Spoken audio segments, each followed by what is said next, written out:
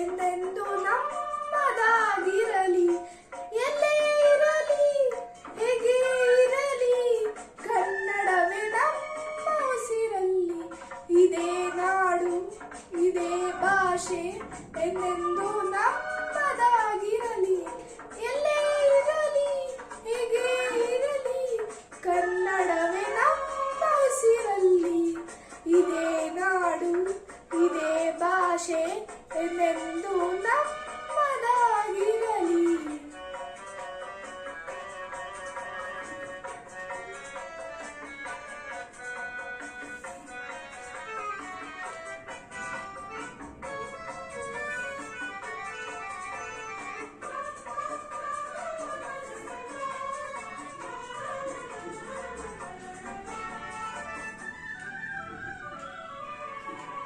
ಕರುನಾಡು ಸ್ವರ್ಗದ ಸೀಮೆ ಕಾವೇರಿ ಹುಟ್ಟಿದ ನಾಡು. ಕಲ್ಲಲ್ಲಿ ಕಲೆಯನ್ನು ಕಂಡ ಬೇಲೂರ ಶಿಲ್ಪದ ಬೀಡು.